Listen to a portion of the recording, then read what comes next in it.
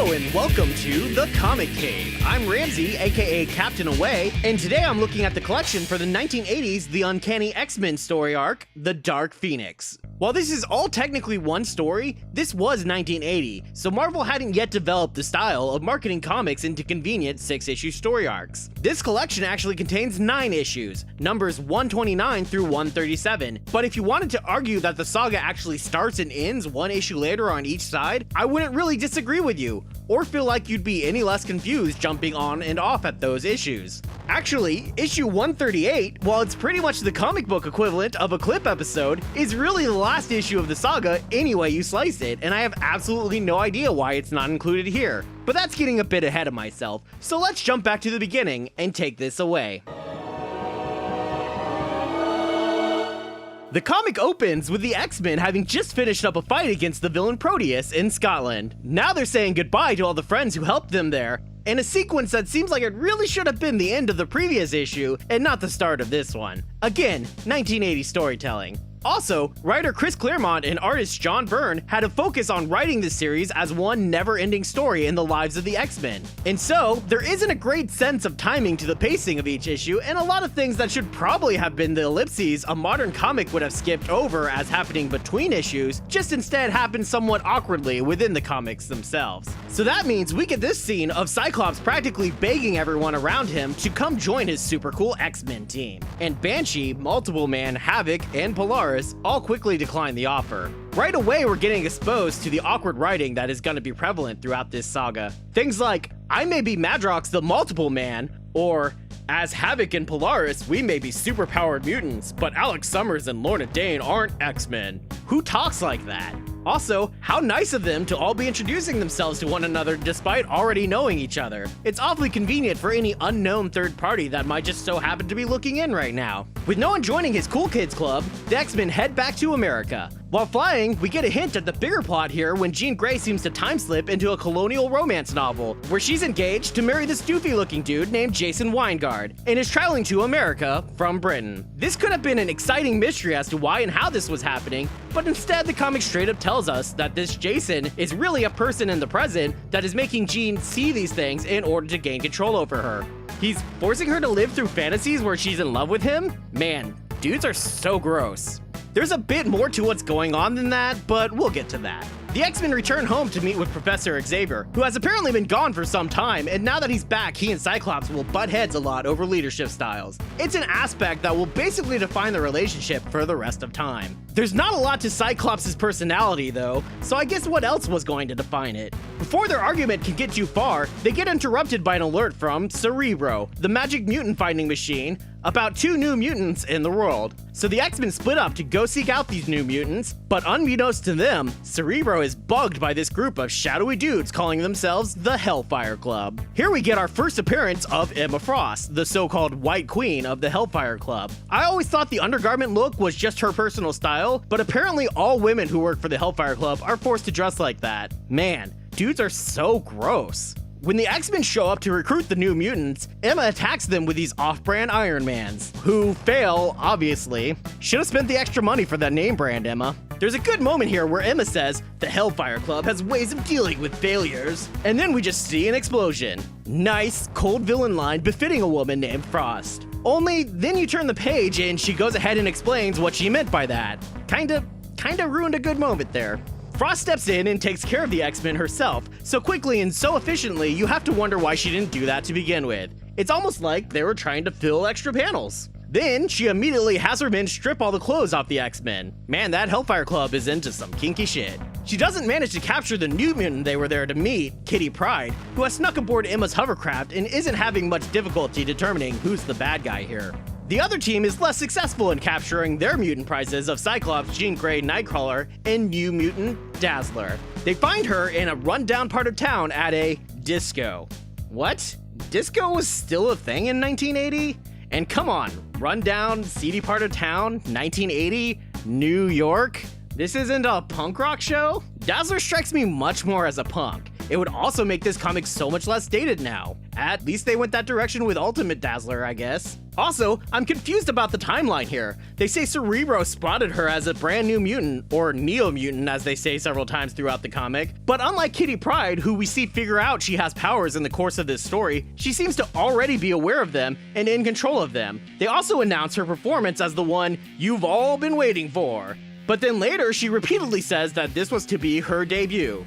Everyone was waiting for the debut of a brand new artist? What?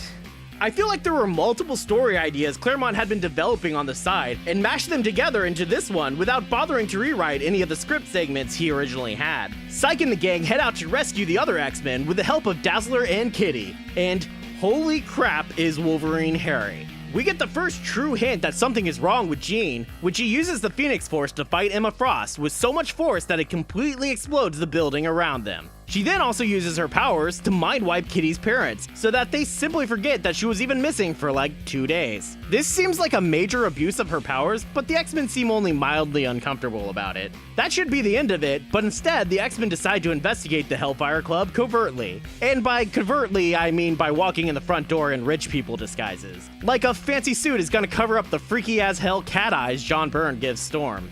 Ugh.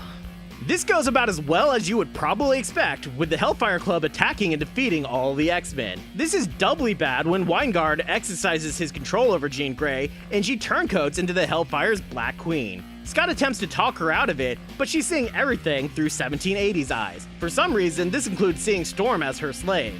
Like, okay, yeah, in 1780 she would have pretty much had to have been a slave to be in this country, but that knowledge doesn't make this portrayal any less weird and uncomfortable. And did she have to be Jean's slave? What exactly are they trying to say about Jean here? With words failing him, Scott attempts to contact Jean on a psychic plane, but that world's lost in the 1780s as well. He and Weingard have a sword fight, cause, again, romance novel, and Weingard gets the upper hand, dealing a fatal blow to Cyclops, who falls over on the floor in real life, dead. We know this because Nightcrawler shouts, "Storm! Colossus! Cyclops is dead!" Which is how that issue ends. But then you get to the next issue and the first page is basically the same splash page, but this time Nightcrawler is shouting that Cyclops is alive. Which I guess was exciting when you had to wait a whole month to learn his fate, but next to each other like this makes the whole scenario feel pretty silly and dumb. While this has been going on, Wolverine has been ninjaing around in the basement. When the initial attack happened, Wolverine wasn't captured with the others. Instead, Hellfire member Harry Leland uses his mutant power to increase Wolvie's mass, to the point that he was too heavy for the building to support him, and he fell through the floor and into a storm sewer beneath the building. This leads to my favorite sequence of the whole series, with Wolverine sneaking around, dropping Hellfire foot soldiers like they're hot, and scaring the crap out of others with some Dirty Harry talk. I love the use of the red tones to indicate the slashing wounds his claws would be creating as a way around the Comics Code Authority's censorship of blood. I also love when writers actually remember that Wolverine is basically a Special Forces operative and further actually uses him in that capacity. He makes it up to the room where the X-Men are being held captive and gets the fight going again. Jean was woken up by the jarring sight of her real love dying in front of her, so she helps Cyclops escape and he helps Wolverine and the others fight the Hellfire goons again, this time coming out on top. If Jean is free now, I don't know why she doesn't just help them herself. Dramatic suspense, I guess? Jean does have a showdown with Weingard, now revealed to be the mutant Mastermind. Yeah, no, that's actually his name, Mastermind. He's not the mastermind of this plot, he's just actually called Mastermind. His identity was hinted at once before when we saw a shadow thrown up on a wall, warning us of a grave mystery. Then, when his identity was revealed 2 issues later, it's finally left for us to realize what that shadow meant. Only they also then go ahead and explain the scene again. I really don't know why they bother. Anyone who read the issue probably remembers and can make the connections for themselves. Anyone who didn't read it or doesn't remember isn't going to care that the hint was there in the first place. It really just feels like Claremont is bragging and wants to make sure you get just how awesome his earlier hint was. Jean breaks Mastermind's brain, leaving him a shattered husk. The X-Men then escape the club and run for the jet, but their escape is cut short by Jean. Somehow, the rather tame tampering of the Hellfire Club unleashed her inner demon, the Dark Phoenix as she calls herself.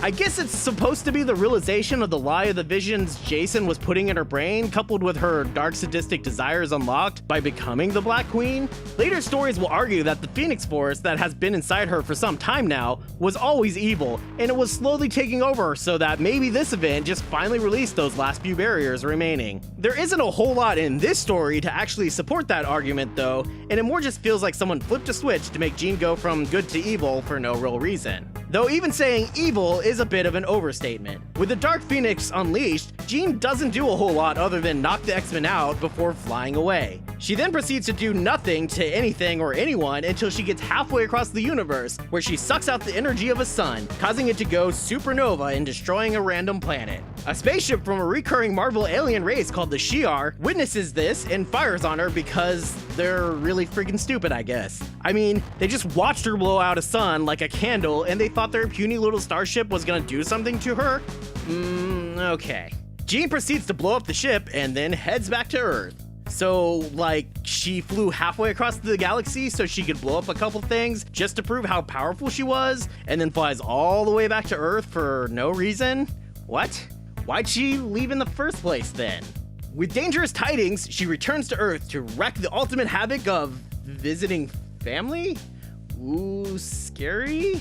She accidentally comes out as a mutant to her family, and her dad, as dads too often do in such situations, says she's no longer his child and she should get out of his house. She fights the X-Men again, defeating them as easily as before, until Scott shows up and simply tries to appeal to her love for him. It seems to be working, and I actually appreciated the idea that the saga might end this way. So, of course it doesn't. Professor X shows up and has a psychic battle with Jean and the Phoenix Force, with the apparent conclusion that they beat Phoenix and locked it back up inside of Jean. That's still not where this ends though, as the Shi'ar inject themselves into the story, kidnapping the X-Men onto their spaceship and declaring that Jean Grey must die. The X-Men, though they've had literally no time whatsoever to process, are for some reason convinced that the Phoenix is now safely locked away, and agree to fight in a trial by combat on the moon to defend Jean's life. Because we're the only advanced civilization that can have courtrooms.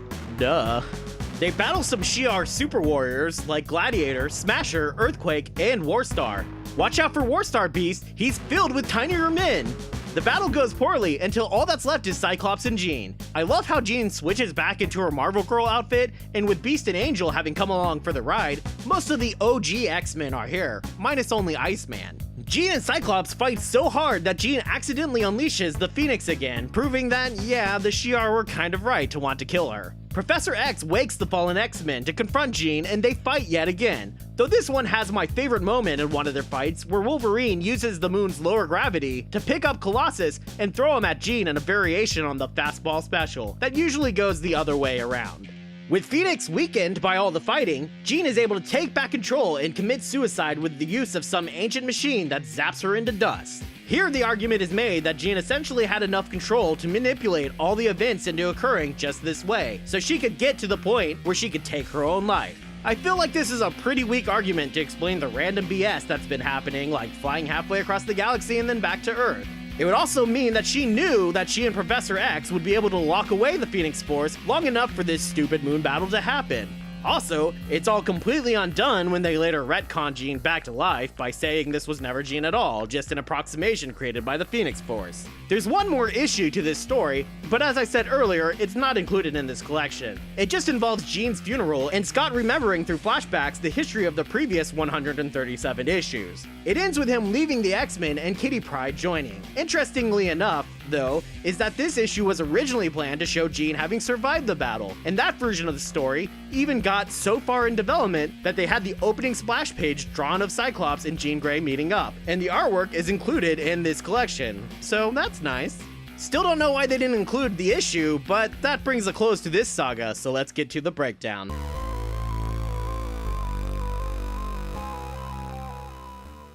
I like the base idea of the story, and there's certainly moments where the writing almost shines.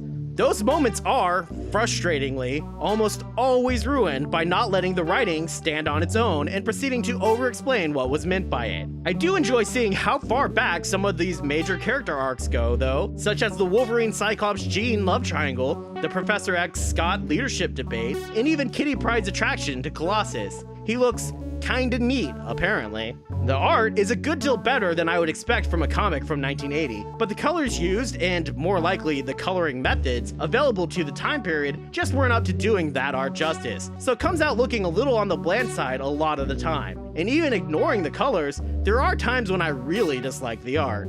So that's why I'm giving this series a recommendation level of low. I know it's one of the biggest stories in X-Men history, but it suffers from too many problems, and I can't see modern audiences being able to get through those problems to actually enjoy the story.